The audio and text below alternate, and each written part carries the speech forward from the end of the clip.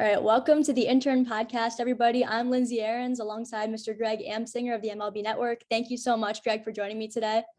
It is an honor to be with my favorite intern ever. I wish people knew how great the experience was working with Lindsay Ahrens. So to be on the Lindsay Ahrens podcast is really an honor for me. So good to see you, Lindsay. Thank you so much, Greg. I really appreciate it. So the first question that I have for you is pretty basic, but I do want to know, what is your prediction for a World Series matchup and who's your pick to win it all?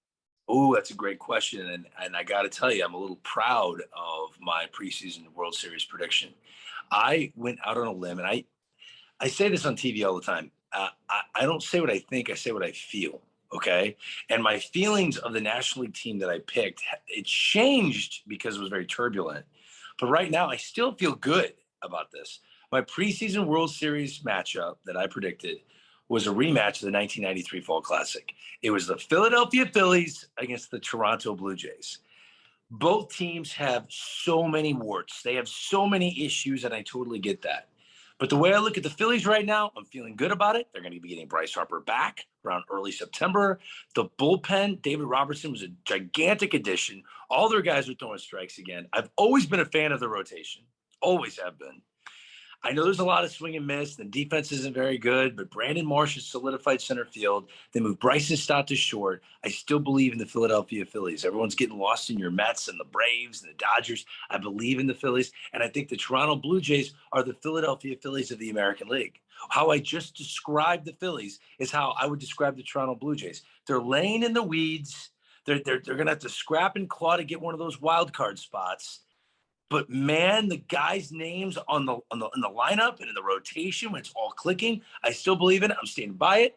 It's going to be Phillies, Blue Jays World Series. Wow, that is a bold prediction, I have to say. I mean, that wouldn't be my prediction. I'd say I'm probably more on the conservative side. I would think it's going to be probably Dodgers, Astros is my prediction. I don't know. I hope I'm wrong, but I don't know. I think Phillies, Blue Jays is pretty bold. I mean, but how can you go away from predicting the New York Mets? So when your favorite team has a real shot, just go for it, right? yeah, I'm trying to avoid disappointment, So why not pick the Mets to go to the World Series? I think it's very much a possibility, but after, I got my hopes up back in 2015 and then that got crushed. So I try to go in with like low expectations and then try to not have them crushed. But I mean, it is a serious possibility this year and I really hope that it does happen.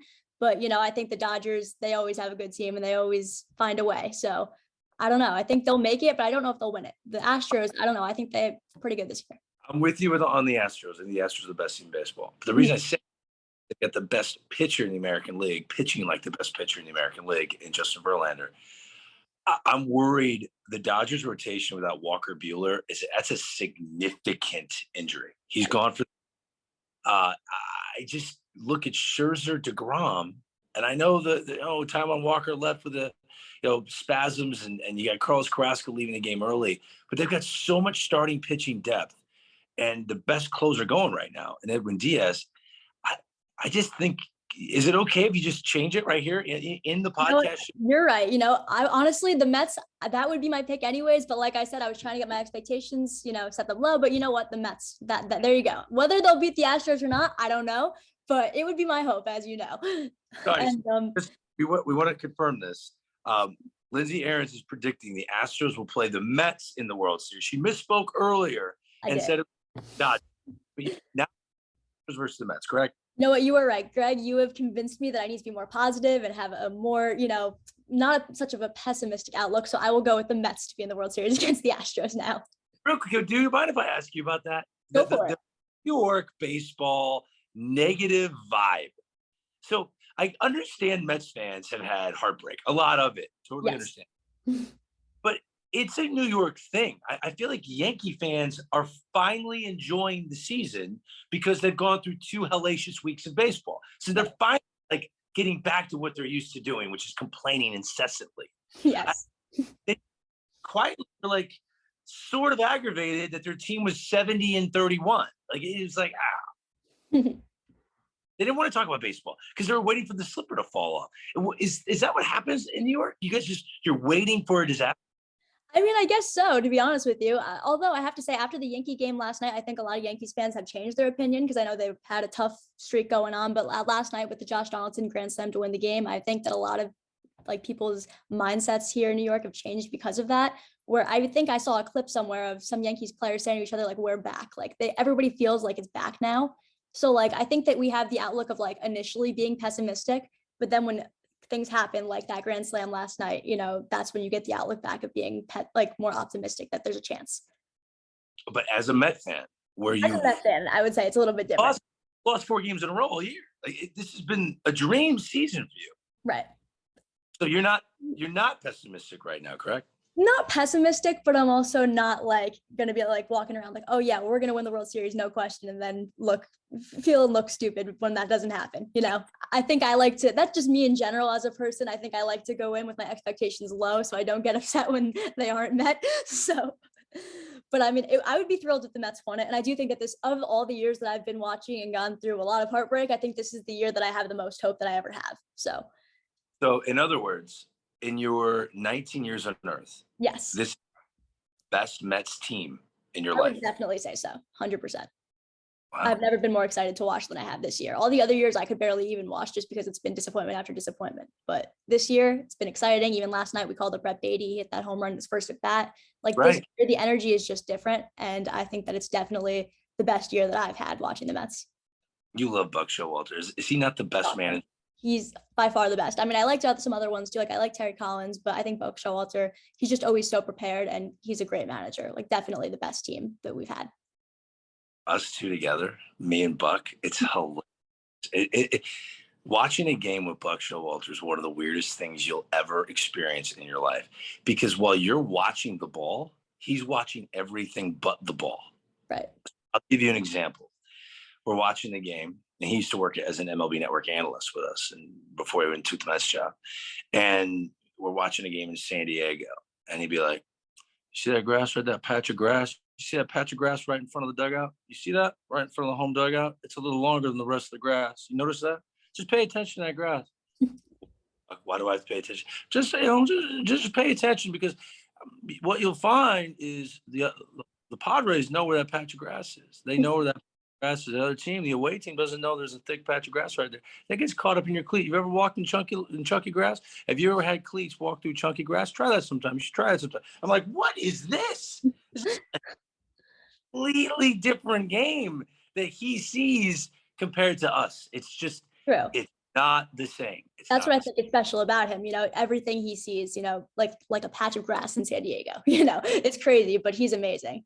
And speaking of San Diego, what I was wondering what your thoughts on is, I think everybody can agree that the biggest splash of the trade deadline was obviously the acquisition of Juan Soto. Do you think that now puts the Padres in the World Series conversation? Well, it did until the Fernando Tatis suspension. Right. It's so deflating, not just for the Padres, but for all of baseball. One of the major initiatives we all have when you work in baseball is to get kids, to get youth to love the game. And no one was doing a better job of that than Fernando Tatis Jr. Not one person was making a bigger dent with the youth of baseball than Fernando Tatis Jr. So many kids play video games, and Fernando Tatis literally looks like one of those created avatar players. When you create a player in a league, and I was years old, and I'm playing, MLB The Show with him, and I'm like, London, that's his name. London, there's no baseball player looks like this. What is this? It's 6'5", chiseled, no waist. He's got 80 speed, 80 power, 80 arm. He looks like a movie star with blonde dreads. He's got cool, sunglasses. What eye black? Come on, man. Like, there's no like this. Then there was Fernando Tatis Jr. So the kids went crazy for him. He's the coolest player in the game. So that was deflating for the sport. I don't think the Padres are a World Series contender. Their record is under 500 since they got Juan Soto, maybe right at 500 now. And there's just a lot of question marks for that team. It's deflating. To have those three guys in the lineup was going to be so fun to watch. It was a mistake. It's too bad Tatis did that. I believe that he's so young that he can swing his way back into the authenticity of what we thought he was. So to hit 40 home runs, to be the best base runner, best cannon of an arm and short, all of that. He's going to be tested more than any other player, the normal player, if you've tested positive. So he's going to be tested a lot. And as he passes the tests coming back, when he's 30 years old, no more positive tests, we can look at him the way we thought we were going to look at him. But as of right now, I think there are 4 teams, maybe 5 teams ahead of the Padres in the National League to go to the World Series. No, I definitely agree with you 100%. And like you said, the one word that describes that situation is deflating with the whole Tatis Jr. situation. And speaking of that, so I watched a Yankee game where I think Alex Rodriguez was broadcasting, and he said he was talking about, PEDs in general and how that he thinks affected his chances of getting into the Hall of Fame. What are your thoughts on players who take drugs getting into the Hall of Fame and just cheating in general? So, look, it is a very difficult conversation to have with guys that have been in the heat of battle. And someone like me who never played in the big leagues. It's easy for me to sit there and be like, oh, why would you do it? Why would you do it? The one thing I'll say, covering baseball for 14 seasons, is stuff clearly works. It works. Melky Cabrera was a 4th outfielder. That's what he was. That's why the Yankees didn't want him anymore. He went to the San Francisco Giants, and he became the best hitter in the National League. He was the best hitter in the National League. He was the MVP of the All-Star game. I was there. And then he got popped for PEDs. So the stuff works. And to look at a career, and when you do get popped, when you test positive, it determines your legacy. So the issue Alex Rodriguez had is we don't know, because of the countless moments of lying about it, what is authentic and what is not authentic in his career. I look at a player that tested positive for steroids, Nelson Cruz. I look at him differently. He got suspended in 2012, I believe, or 2013. And since he came back, once you tested positive, you're going to get tested a lot. Those frequent tests, he's come back clean. And all he's done is mash into his 40s, which makes any baseball writer that would vote for his candidacy into the Hall of Fame, if he were to get close, they would go, well, maybe the steroids just kept him on the field. Maybe the power is real because he's had to pass all these tests along the way. So proving yourself, you need time to prove yourself to the writers. Robinson Cano's not getting in the Hall of Fame. He tested positive towards the end of his career. So now he doesn't have the time to prove that before he tested positive, that he wasn't just getting away with it. He had a chance to prove himself.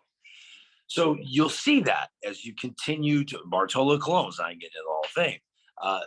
When you test positive, how much time do you have left when you come back to prove your authenticity in the sport?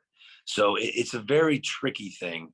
Everyone says Bonds and Clemens were Hall of Famers before they did steroids, but they did steroids all the way to the end of their career. They were PEDing it up all the way to the end of their career. Who's to say they don't get a serious injury and they're done after 9, 10 years, and now it's not a full body of work? Like Don Mattingly did not have a full body of work. He's not in the Hall of Fame because of that. So I really do examine closely. I don't try to broad stroke PEDs because it's a serious topic, but when they do get suspended, how they play when they come back, how many years of authentic performance they have, weighs heavily on my mind. Interesting. Okay. So the time and that performance afterwards is what you would factor in. Okay. That's interesting. I haven't heard that perspective, because I know a lot of people think that, Bonds should be in the Hall of Fame, and, maybe that, that's up for debate. But one thing I am curious your thoughts on are not just PEDs, but what about, let's say, like Pete Rose or like the Astros that were the year that they were cheating in the World Series? What do you think about that? So the way I look at the Hall of Fame, I try to tell us, like, every year I go to the induction ceremony. I hosted for MLB Network. I'm in the building all the time. What I clearly understand is there's a word that people continuously forget when they speak of the Hall of Fame. They think it's all one thing. But Bonds records and Pete Rose records, they need to be in the Hall of Fame. There's no Hall of Fame without Bonds and Rose. Time out. It's Hall of Fame and museum. The word and is important. They're two different things. Okay. So the Hall of Fame is like going into a cathedral, right? Where think of it as a church, and it's like saints, right? Like the people that you look up to and go, wow, they're holier than thou, right? So in baseball, these are the people that advance the game. These are the people that made baseball better. These are the people that we will eternally celebrate. If you don't do those things, then okay, your accomplishments, if they're historic, they'll be in the museum. Those are two different things. Right. You Pete Rose's last baseball that he hit for a knock, it's in the museum. Hat he wore, bat he used, Bonds, all that stuff, and breaking Hank Aaron's record. It's all in the museum. So the museum, it does a great job of documenting baseball history. It's all there. Celebrating the greatest who helped the game, who made the game better, that's a completely different thing. And I don't think Barry Bonds helped the game. I don't think Roger Clemens helped the game. I don't think Pete Rose helped the game. I don't.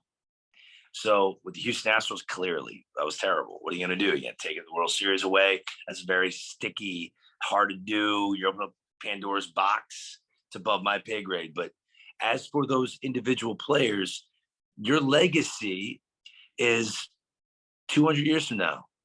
If Bonds is in the Hall of Fame, people are walking by, looking, how many more Hall of Famers will there be in the next 200 years, right? So there are plaques everywhere. So, oh, they're Barry Bonds. How many people are going to look and read underneath that and comb underneath it? And how will they know 200 years from now that he cheated the game and took a sacred record away from Hank Aaron? Are they going to know that 200 years from now? Maybe they will, but if he's being celebrated in the cathedral of baseball, chances are they won't. So I'm a stickler for that. They all cashed in. They got their money. It's like going to Vegas. You got a bunch of chips. You want to keep playing, or do you just want to cash it in? They cashed it in. They cashed it in. They cashed in their Hall of Fame candidacy for more money. That's why they did PEDs. So they got their money. They took the payout, but you don't get to be celebrated for eternity. That's what you decided. Right. No, I completely agree with you on that. And I think it's good for like a lot of people to see a perspective from someone who's like within the game. Like I know you didn't play, but you're obviously so involved. And I agree 100% that I think the museum, like you said, like the history is all there. But like also there's going to be so many players in the future who come through into the Hall of Fame. Just someone who cheated really deserved to be there. Right. But, Lindsay, look, you live in the New York area, and it breaks my heart that we're not every single day watching Aaron Judge's at bat. He should be the biggest story in all of sports right now. He should be. He is on pace to hit 64 home runs, to break Roger Maris's single season home run record, because the only people that have ever done that have done steroids. Right. So Aaron Judge is the first clean player, because he is. I met him when he was right out of college. He's been the same physical 6'7" specimen. Nothing's changed in this dude. Okay. He is what he is. You saw what he did his rookie year. He is a freak of nature, and it's awesome that he's in our sport. But we should be talking about him as finally the guy that's gonna break Maris's record. Oh, by the way, 61 years ago? Maris hit 61 years ago, and Aaron Judge is on pace to hit over 61. So PEDs has really messed up our baseball reality. To me, that's an unforgivable sin. It is unforgivable. We should be following everything Aaron Judge does for the next month and a half. No, I 100% agree. Aaron Judge, like you said, he's amazing. And speaking of him, where do you think he's going to end up next season? Oh, great question. The reason this is a great question is because Lindsay Aarons knows what I already question. I know, but you got to tell everybody else wants to know, you got to let them know.